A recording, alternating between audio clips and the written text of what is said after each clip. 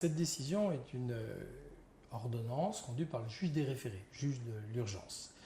Elle a le mérite de poser le principe pour l'instant que les deux assureurs, des parents, sont tenus d'indemniser le préjudice de la victime. C'est considérable pour une victime parce que ça lui donne la possibilité d'obtenir une réparation de la part d'une compagnie d'assurance qui est solvable. Donc c'est vraiment une bouffée d'oxygène. On met le préjudice à distance quand on a la possibilité d'obtenir une couverture financière de la part de l'assureur. Donc, très bonne chose de ce point de vue-là. Sur la décision, c'est une provision, c'est-à-dire que la procédure en indemnisation, elle ne s'arrête pas là. C'est un acompte. Une victime va évoluer dans le temps et dans 2 ans et demi, on saura quels sont les préjudices exacts de Marin. La provision, c'est une avance qui va permettre de financer les premiers besoins. Il est probable que dans les prochains mois, on soit contraint de revenir, sinon devant le juge des référés, du moins devant nos adversaires, pour leur demander de compléter cette provision, et ce, au fur et à mesure du temps qui passe, jusqu'au moment où on disposera d'un rapport d'expertise définitif.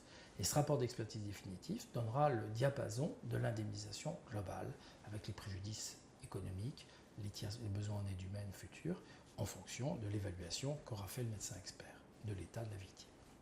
Dernière question, vous y avez demandé, la demande était de 300 000 euros sur cette provision. Vous en obtenez la moitié? Oui, la demande était de 300 000 euros. Le juge est allé jusqu'à 150 000 euros parce qu'on a pour l'instant des éléments modérés sur la connaissance du préjudice de Marin.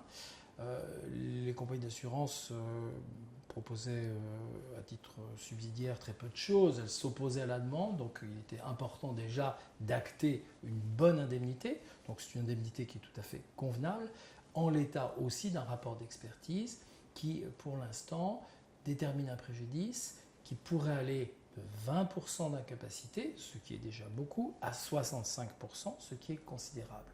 Le juge, dans cette limite, devait donner une certaine somme. Il a arbitré de façon logique. Ça ne veut pas dire que, naturellement, le préjudice s'arrêtera à ces sommes-là. Ça veut dire qu'aujourd'hui, ça amorce un règlement qui était indispensable.